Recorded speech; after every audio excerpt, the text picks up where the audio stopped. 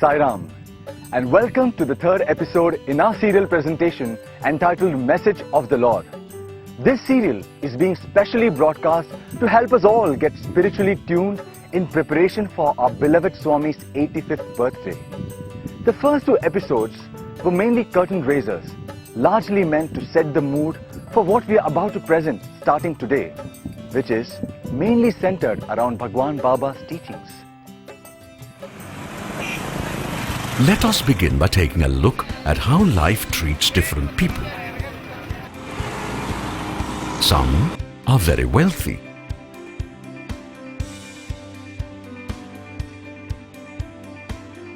The majority, of course, are not so wealthy. And some, in fact, are miserably poor.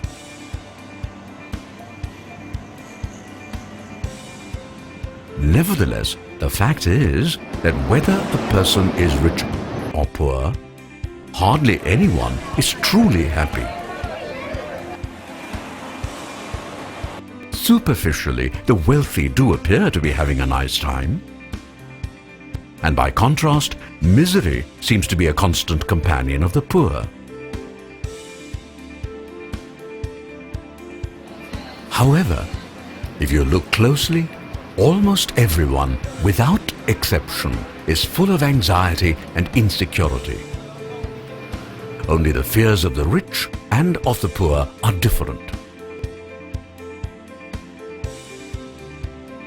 At the same time, there are a few people who seem to be quite happy all the time, without a care in the world. Why is there so much difference and variation? Some say that money is the key to happiness, and yet that does not really seem to be the case. At best, all that money seems to guarantee is temporary pleasure. What then is the secret of real happiness?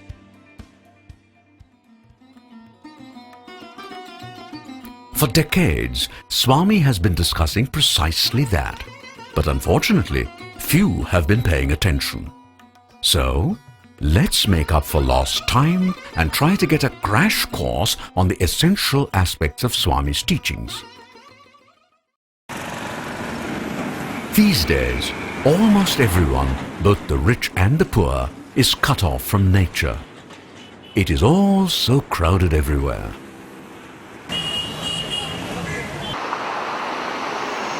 In ancient times, this was not the case. People lived mostly in the open and communed freely with nature. And they often wondered, what are all these different things that I see around me? Where did they come from? Is there a purpose in all that exists, or none at all? If there is indeed a purpose, then what exactly is that purpose? Where did I come from? And how do I fit into all this? Is there any meaning and purpose to my life? And if so, what is it? Who determined that purpose and why? What is called knowledge emerged from the answers to questions like these. It is humans alone that have the special ability to reflect, ponder, inquire, investigate, reason, seek solutions, and to acquire knowledge. In other words, humans are unique because they have this amazing ability to be conscious of many things, including the universe and all that it contains. Since God is the source of the universe, everything that is in it, including our capacity to be aware and conscious, has naturally come from God. So, let us start with God Himself. God, the Creator, is abstract, formless and eternal, and is best described as the ultimate. And most religions emphatically proclaim that fact, no question about it. On the other hand, most devotees of Baba tend to think of God in terms of Swami alone. However, as Swami himself has told us any number of times, avatars are just the embodied form of the Supreme One, special forms though. In other words, an avatar is God with form, a form that he assumes for a specific purpose and for a limited time only. At the abstract level, Almighty God, the Supreme One, call him what you will, is nothing but pure consciousness. That is why the Vedas declare Prajnanam Brahma, which literally means God is absolute or pure consciousness. Since God is pure consciousness, and since everything, including us, has come from Him, it is natural that some aspects of consciousness are present in creation also. However, consciousness is not visible to the eye, and we therefore cannot see it, nor can we detect it with instruments either. Consciousness is thus beyond the senses. That is the first lesson we must learn. Nevertheless, this consciousness is present everywhere in the universe. Further, its power is immanent in everything in the universe, from the cosmos to volcanoes, cyclones, avalanches, tigers, elephants, and even the tiny ant. అన్నింటికీ మూల కారణం ఒక్కటే. For all this, there is only one main cause. చూడండి, ఇప్పుడే వచ్చినాయి ఎన్ని బల్బులు కనిపిస్తున్నాయి. You find so many bulbs illumining. ఇవి ఎంచుకోవడానికి పోతే చాలా ఉన్నాయి. You can count, there are many. ఇన్ని నంబర్స్ అయినటువంటి బల్బులు అన్నిటి ఎందుకు ఒక్కటే ఉన్నది ప్రధానం. There's only one current that flows in all these bulbs. ఆ కరెంట్ ఒక్కటే మాత్రమే సత్యమైనటువంటిది. That current is the principle. It is to remind us of that omnipresence of God that Swami often says, bulbs are many, but current is one. Jalaluddin Rumi is a famous Sufi poet who lived in the 13th century. In a poem describing how consciousness evolves in creation, Rumi says, I died a mineral and became a plant. I died a plant and rose an animal. I died an animal and I was a man. Why should I fear? When was I less by dying? Yet once more shall I die to soar with blessed angels. But even from angelhood I must pass on. All except God perishes. When I have sacrificed my angel soul, I shall become that which no mind ever conceived. Oh, let me not exist, for non-existence proclaims, to Him we shall return. The question now becomes, are we aware that we have come from God and that life in the human form has been given to us so that we may go back to God? I'm afraid that most of us do not know that. Baba adds that on the contrary, we waste our lives without even bothering to inquire about such matters.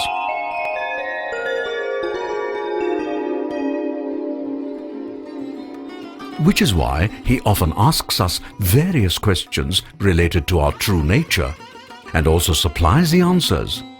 Here is a sample.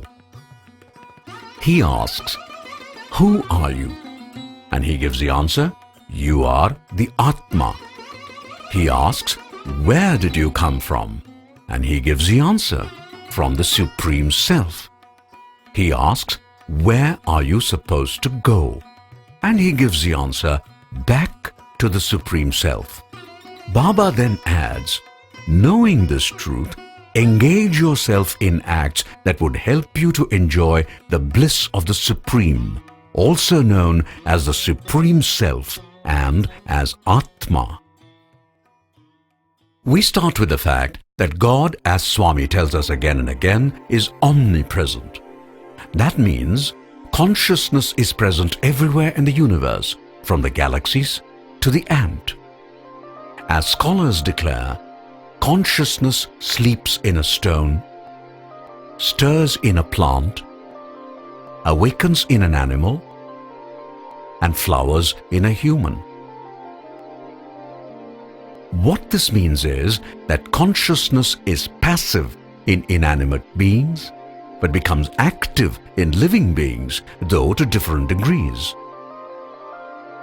What is particularly important is that amongst all living beings, consciousness expresses itself best in humans. How it does so we shall see shortly.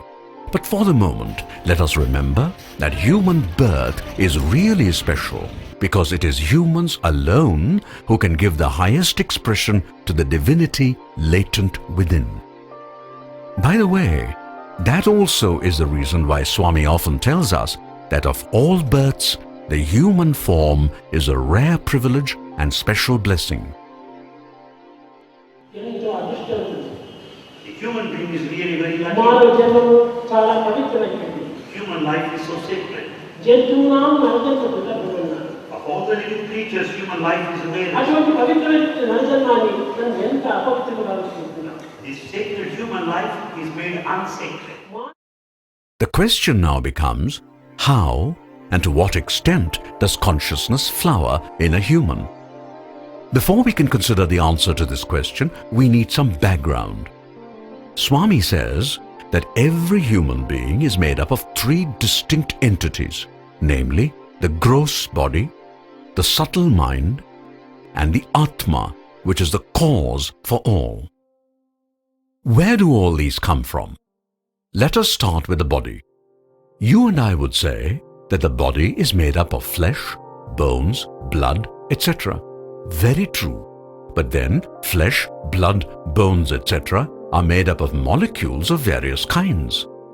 And molecules in turn are made up of atoms. Okay, but where do these atoms come from? You know something?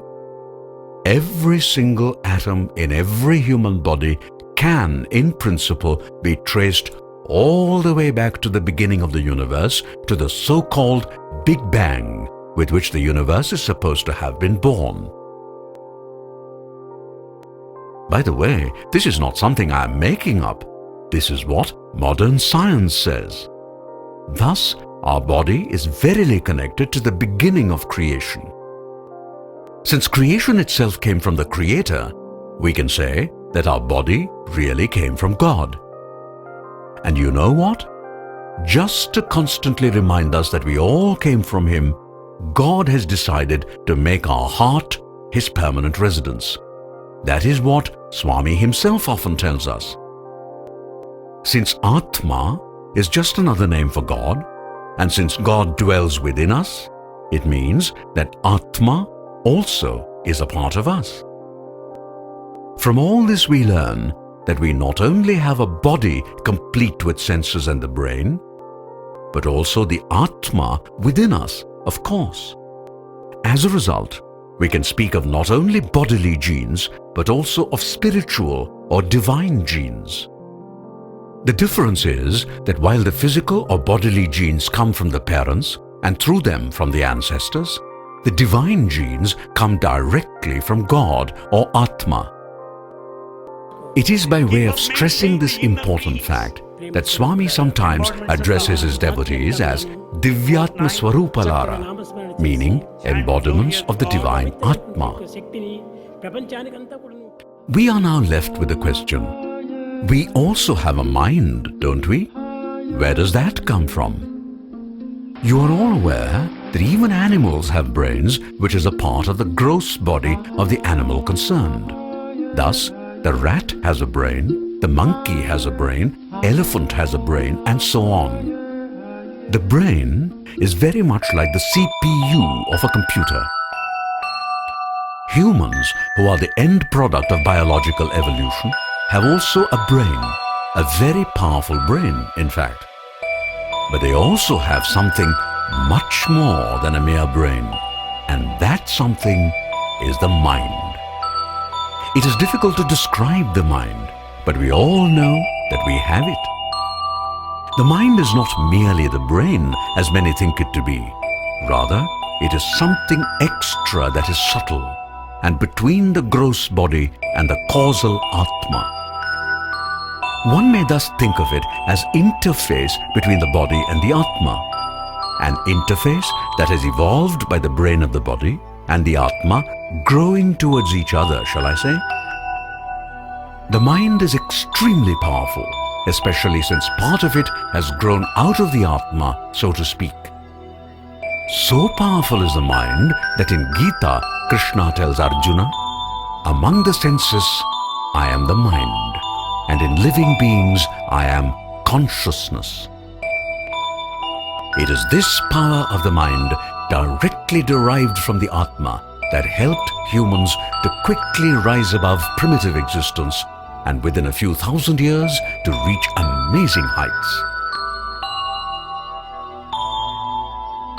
In fact, so high have humans soared that they have now begun to totally dominate the planet.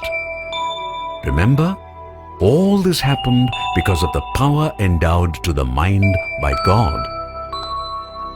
Now, the mind is remarkable in that it can focus attention not only on the world outside, but also look within.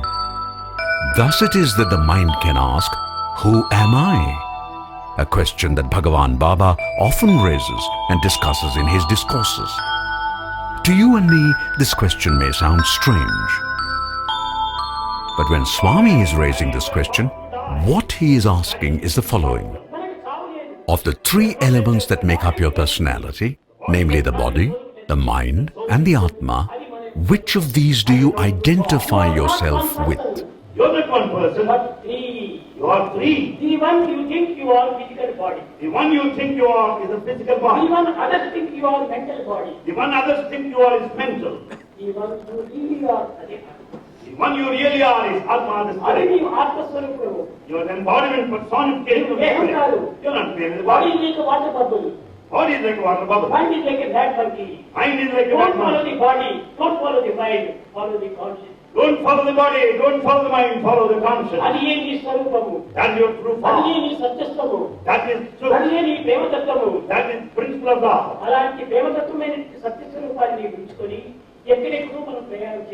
Having been this truthful form in you, the form of the beast, you are in search of something elsewhere. What does that mean? What does it mean to say that I am the Atma? What Swami means is that our feelings, thoughts, words and deeds must reflect the fact that the core of our personality is the Atma. To make us understand what exactly this means, Swami points out that a person who is dominated by his body and senses would be rather like an animal with a tendency to be angry, be cruel and so on. A person dominated by the mind, on the other hand, is likely to be clever, intelligent, creative, etc. But the mind-dominated person could also be aggressive, ambitious, cunning, unscrupulous, ruthless, and so on. In the worst case, the person could even be truly demonic. What about a person who is tuned to the Atma? How would that kind of person be? Swami has described that person also. Such a person would be kind, very loving, always compassionate, ever ready to help, always smiling, and so on. He would be the very embodiment of virtue and purity. Does that ring a bell? I am sure it does. Yes, that description reminds us of Swami himself, does it not?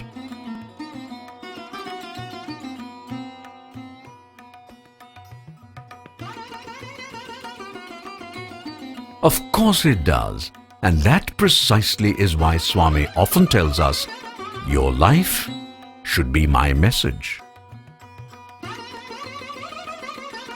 That is the simplest way of saying, love all, serve all. Do not even think of hurting a person. Always try to help and never be selfish, etc. We have heard all that so many times, and yet, how many people do we find who conform to these principles? Sadly, very few.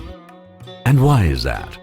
That's because the mind comes in the way and distracts our attention completely from Swami's teachings. As Swami often tells us, our mind can be a good friend and show us the way to God. On the other hand, that same mind can mislead us and hand us over to the devil. Thus, the mind can be a friend or a foe. If we are not careful, enemy is what the mind would become. So, it all comes down to this. What exactly should we do in order to prevent the mind from turning against us and instead steer us towards God? Well, the answer is simple. Follow Swami's teachings. So now you know why we are presenting this special teleserial wherein we recall many things that Swami has been telling us all these years. And to proceed further, we must have some idea of how, if we are not careful, the mind can trick and mislead. Let us say there is a tourist walking around in that part of a big city where there are many casinos, nightclubs and the like. The man sees a gambling den and feels the urge to go in and gamble, even though he does not have much money with him. This is what temptation is all about.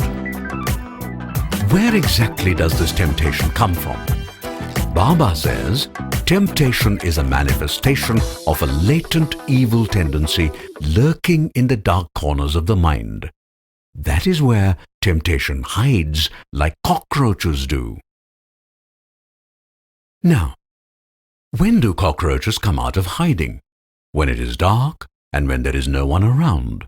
In the same way, temptation shows its ugly face when there is the darkness of spiritual ignorance.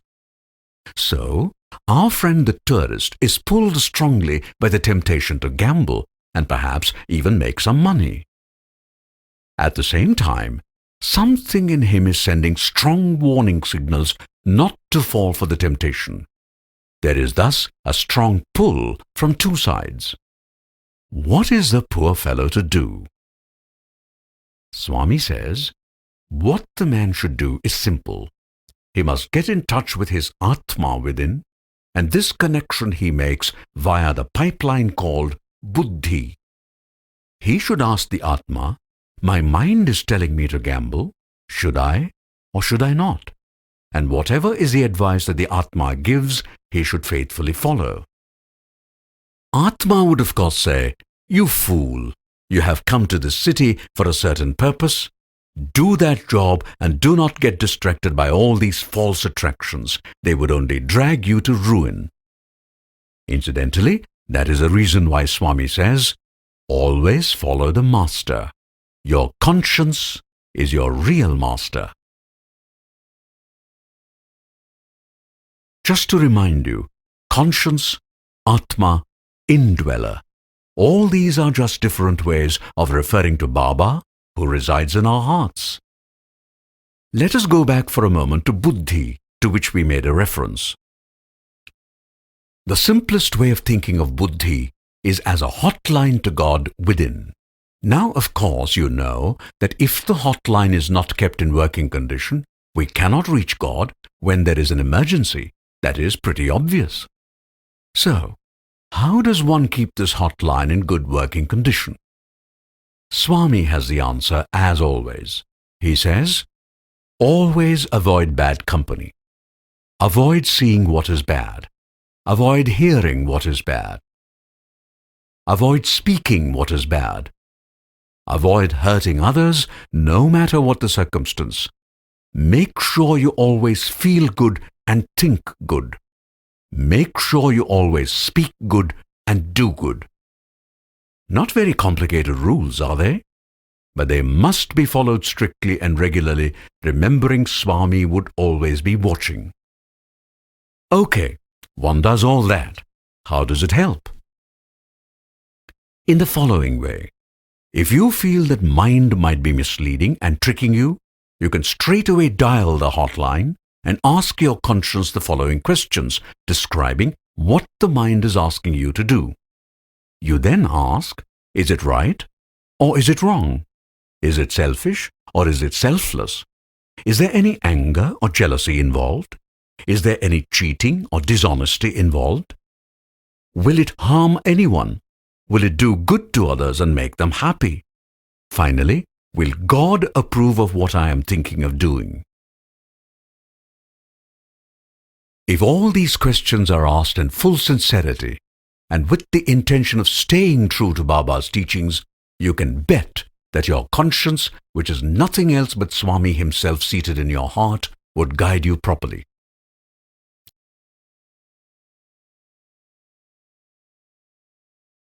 So there it is. And now we come to the take-home lesson of the episode, which is, although we are made up of a body, the mind and the Atma, our true nature is divine. Therefore, all our feelings, thoughts, words and deeds must reflect the nature of the Atma in every possible way. In turn, this implies that all our actions must be in full conformity with Satya and Dharma in all their aspects. As Swami would put it, your thought, word and deed must be totally pure and have the full fragrance of my love. And now that is possible only when Swami becomes the constant focus of our lives. And why should he not be, considering that he has showered so much love on us all the time? Think about it. Thank you for being with us in this episode, and we hope that you will certainly join us again for the next episode. Jai Sai Ram.